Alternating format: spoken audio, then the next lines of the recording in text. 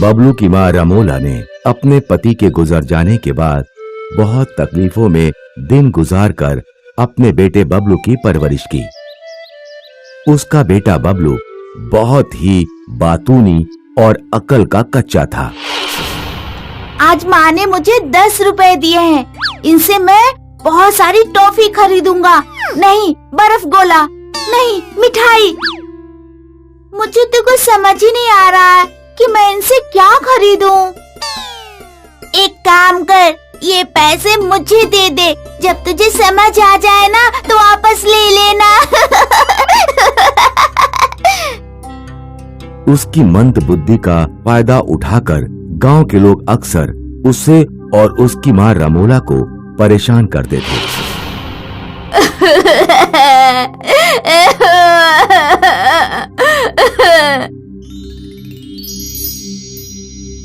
क्या हुआ बबलू, रो क्यों रहे हो?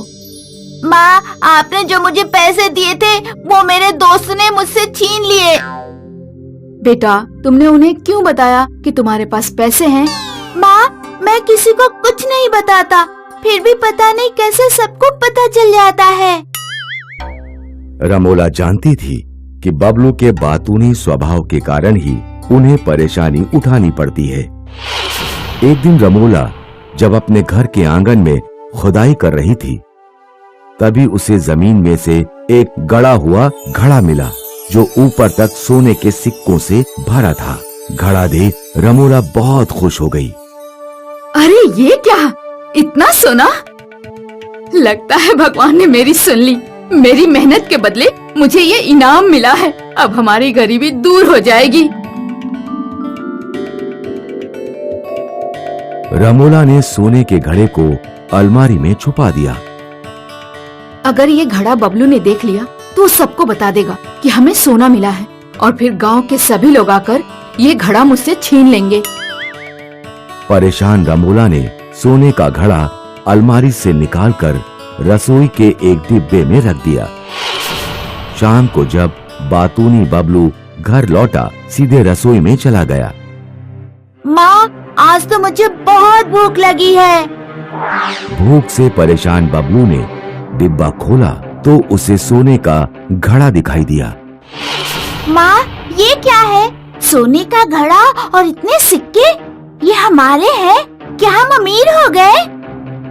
अगर बबलू को सच बता दिया तो पूरे गांव को बता देगा। नहीं बेटा, ये हमारे नहीं हैं, पड़ोसी के हैं जो कल हमें वापस लौटाना है। अगले दिन बबलू खेलने गया तो बातों बातों में उसने अपने दोस्तों को सब कुछ बता दिया। पता है, मेरे घर में सोने के सिक्के से भरा एक घड़ा है। माँ कहती है वो हमारे पड़ोसी का है और उसे लौटा देंगी। बबलू की बात उसके पड़ोसी कुंदन मल ने सुन ली।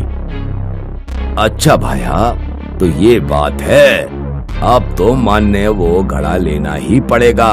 हा हा हा हा हा।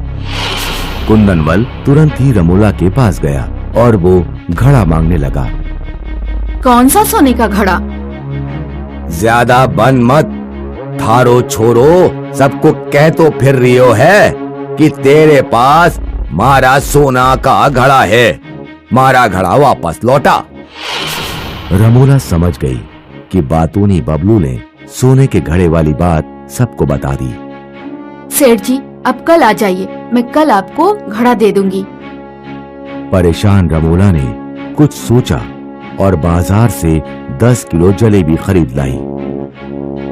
जब उसका बेटा बबलू घर लौटा तो वो चुपचाप छत पर गई और आंगन में जलेबियां फेंकने लगी। ये क्या? अरे वाह, जलेबी की बारिश हो रही है। मुझे तो जलेबी बहुत पसंद है। वाह, मजा आ गया। बबलू ने जलेबी की बारिश वाली बात अपनी माँ को बताई। हाँ बेटा, आज तो वाकई में जलेबी की बारिश हो रही थी। जब पड़ोसी आएंगे तो उनको घड़ा देते वक्त तुम ये बात जरूर बताना। अगले दिन पड़ोसी सरपंच को लेकर रमोला के घर आ गया। ला रमोला, मारा सोना का घड़ा वापस कर। मेरे पास सोने का कोई घड़ा नहीं है। ज्यादा बन मत, थारो छोरो सबको कह तो फिर रही हो है कि तेरे पास मारा सोना का घड़ा है, मारा घड़ा वापस लौटा। माँ, आपने ही तो कहा था कि सोने का घड़ा पड़ोसी का है, और घड़ा लौटाते वक्त मैं उन्हें ये भी बताऊं कि आज हमारे आंगन में जलेबी की बारिश हुई थी। जलेबी की बारिश? बबलू की जलेबी की बारिश वाली बात से दोनों हैरान हो गए। सरपंच जी, मेरा बबलू तो ना समझ है, कुछ भी बोलता रहता है। आप ही बताइए, भला जलेबी की बारिश हो सकती है क्या? उसी तरह क्या कोई अपने पड़ोसी को सोने से भरा घड़ा दे सकता है? सरपंच ने बबलू की बातों को नासमझी मानकर कुंदन मल को वापस अपने घर जाने को कहा और दोबारा कभी बबलू की बातों पर विश्वास न करने की सीख भी दी। इस तरह रमोला ने अपनी समझदारी से अपना सोना बचा लिया। इस कहानी से हमें ये सीख मिलती है कि ज्यादा बोलने वाला इंसान बातों ही बातों में अपने कई राज खोल देता है, जो वक्त पड़ने पर उससे ही नुकसान पहुंचाते हैं। इसलिए कम बोलने में ही भलाई है।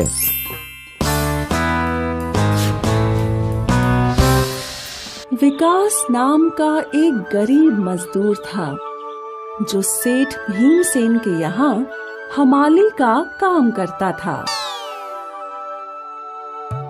विकास सुबह जल्दी काम पर आया करता था और शाम के देर तक हमाली और अन्य काम किया करता था।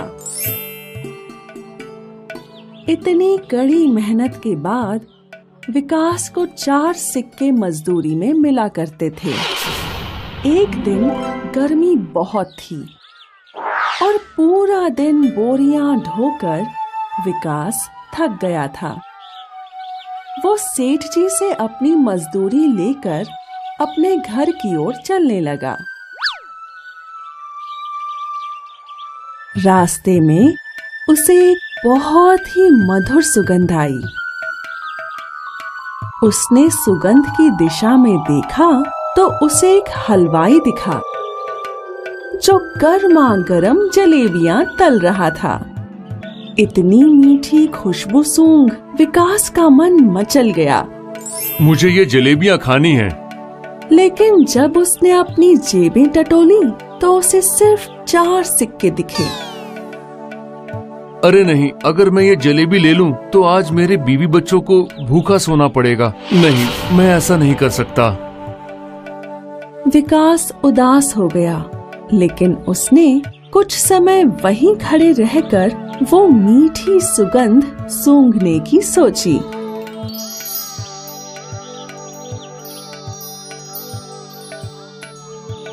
काफी वक्त तक विकास वहीं खड़े रहकर वो खुशबू सूंघ रहा था और मन ही मन मुस्कुरा रहा था। हलवाई को ये देख बहुत गुस्सा आया। उसे विकास को मिलने वाली खुशबू बर्दाश्त नहीं हो रही थी। हलवाई तमतमाता हुआ विकास के पास गया। पैसे निकाल। लेकिन भाई, मैंने तो कोई मिठाई खरीदी ही नहीं, तो किस बात के पैसे? पिछले आधे घंटे से यहाँ खड़े होकर मेरी मिठाइयों की मीठी खुशबू सूंघ रहा है, उसके पैसे। भाई ये गलत है। भला कहीं खुशबू सूंघने के भी पैसे लगते हैं?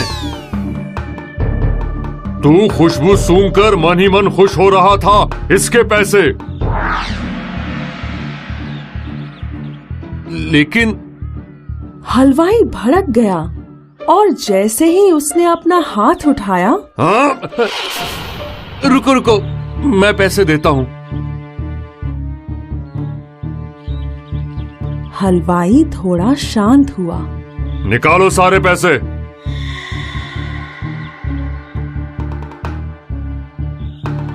विकास ने अपनी जेब में हाथ डालकर 4 सिक्के निकाल लिए।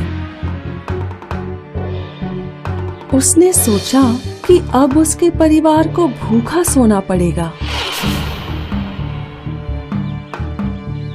लेकिन अचानक उसे एक युक्ति सूझी और उसके चेहरे पर एक मुस्कान आई। तू पैसे देता है या तुझे सबक सिखाऊं? एक मिनट भाई। विकास ने चारों सिक्कों को अपनी एक हथेली में रख लिया और दूसरी हथेली से ढककर उन्हें खनखनाने लगा।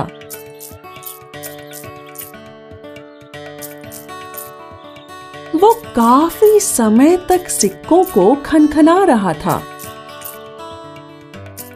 ये देख हलवाई भड़क गया। ये क्या कर रहे हो? जैसे मैंने सूंघ कर तुम्हारी मिठाइयों से संतुष्टि ले ली, वैसे ही तुम भी इन सिक्कों की खनक सुनकर संतुष्टि ले लो कि ये तुम्हें मिल गए, समझे? हलवाई की तो हवाइयां ही उड़ गईं। और विकास वहां से मुस्कुराता हुआ अपने घर की ओर चल पड़ा। इस कहानी ने हमें ये सिखाया है कि हमें विकास की तरह ही संकट के समय में भी सूझबूझ से ही काम लेना चाहिए।